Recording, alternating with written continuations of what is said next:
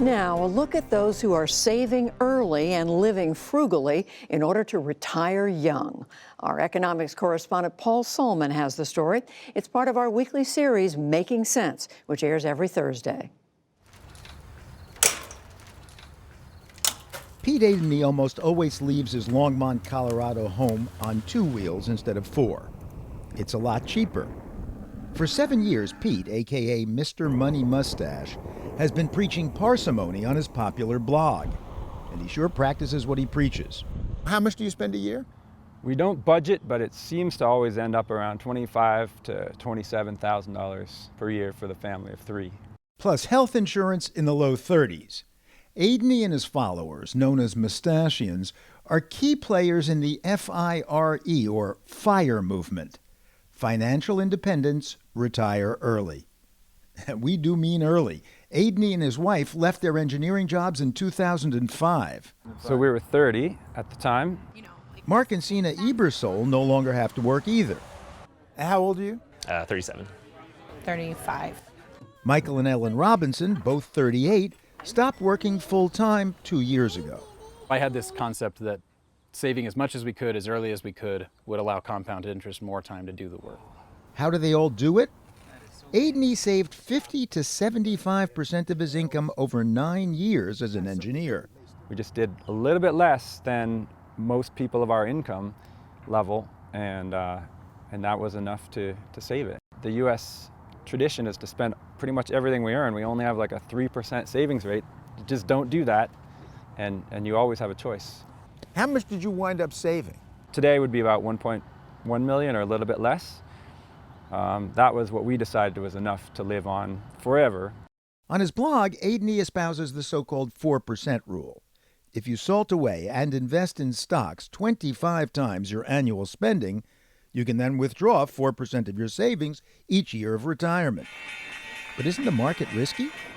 Put the money in the broad economy through index funds where you own thousands of companies. Very conservative, and it's going to fluctuate just because the stock market fluctuates. But if you're just taking a small amount each year, you don't care at all about that. Like a stock market crashes, you're still taking your little 4%. The stock market goes up, you're still only taking 4%. So that averages out over time. Don't spend money on things you don't actually need, he says. And don't drive so much. That's my biggest winning secret to a wealthy life, is just get out of the car a little bit. Driving is way, way more expensive than what most people think. Most people think about gasoline as their cost of driving. Really, it's about 5 times higher than that. So pretend gas is $15 a gallon, then you're starting to get an estimate of how expensive driving really is. Due to depreciation, maintenance, insurance. Adeney also saves so much because he's a do-it-yourselfer. Take his house. The one that we live in now, I built almost entirely from scratch. So you put in your own plumbing? Yeah.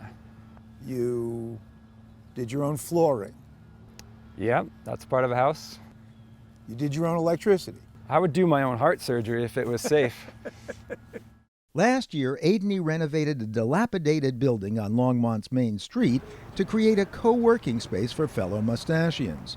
And he added what he calls a tiny house conference room. It was just $3,000 in materials, partially from Craigslist, and then we get a dedicated office that's year-round, insulated. On top of the tiny house, nourishment that costs even less. I'm not an apple expert, but I just call these delicious free apples. So, Delicious free. So cheers. Cheers. So one of the ways we save money is by only shopping at thrift stores. Adeney has acolytes aplenty. 38-year-old retired teacher Ellen Robinson's trick? Don't buy anything new. This is from the Loft, and you can buy that for closer to $8 instead of buying it for $50. As for the furniture in the home Ellen shares with husband Michael and their 2 young children, Pretty much all hand-me-downs. The couch was a hand-me-down from my grandparents. These pieces of furniture right here were hand-me-downs when the office that Michael worked in had to downsize. The lamp, a friend from my work gave that to me.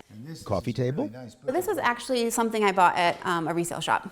By now, it will not surprise you that the family car is also secondhand. We bought this 2007 Prius used for $8,000 about 4 years ago. And it's pushing about 195,000 miles, but it still works just fine for our family.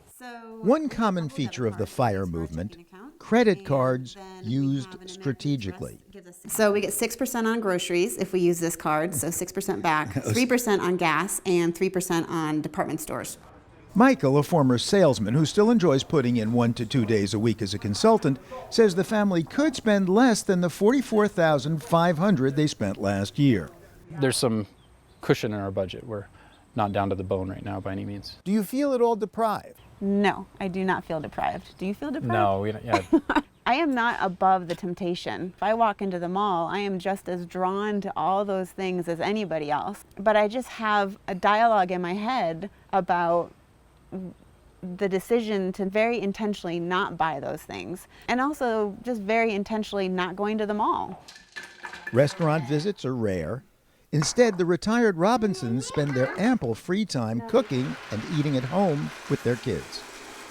But wait a second. Aren't there many Americans who simply don't earn enough to save anything, let alone the amounts Pete Adeney promotes? I'm sure there are, but I also would say that almost everybody can do better, and the lower your income level, the greater the benefit is of figuring out where your money's going. So the median income is $60,000 or whatever in the US for a household. And what's the best-selling vehicle? A $30,000+ F-150 pickup truck. That's the problem. We all scale everything up just a bit more than we can afford. But clearly not everyone can do what Adeney has done. Even in retirement, he has earned enough from his blog that he doesn't need to stick to his $25,000 a year budget.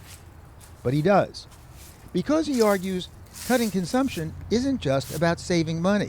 I would say it's immoral to drive like a 6-wheel diesel pickup truck compared to riding a bike or just picking the most practical car for whatever your needs are. Immoral because it's polluting the atmosphere. Yeah, it's because of your effect on other people and other living things. So like you're going to consume a lot more metal and a lot more fossil fuels just to carry your tiny self around. He said, I've been speaking to a friend about your business. Adeney does have followers who can't afford to stash away at Mustachian levels.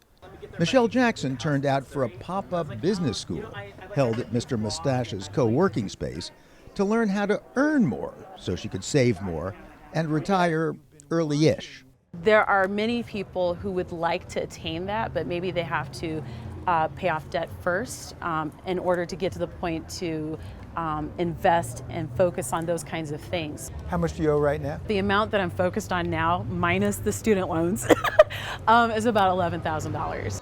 And even for debt-free higher earners like Mark and Sina Ebersol, becoming financially independent began as a heavy lift. It was pretty hard at the beginning for me, paring it down and saving. That was a very foreign concept for me. Did you like it? No. It felt a little bit like, are we wasting away our good years? 10 years later, the former dance instructor is grateful that she and Mark, an engineer, work only when they want to. We're working on opening a ballroom dance hall. It's kind of like a ballroom dance studio, but more social focused. Ellen Robinson relishes the reward of scrimping that drives the firemen and women seeking financial independence. It's not necessarily about not working, but it's the freedom that comes with not having to work. Right now, my kids are 4 and 2, and I'm home with them all day, every day, and not worrying about whether or not we can buy our groceries. As for Mr. Money Mustache himself, The goal is just to live a happy existence and maybe leave the world better than when you started. So I've done small businesses like carpentry, and a lot of dad work has been my biggest occupation, a bit of writing, some music. So I still have, if I'm lucky, another 55 years of retirement to go, and I'll let you know how that turns out. and for as long as I can, I'll be all ears.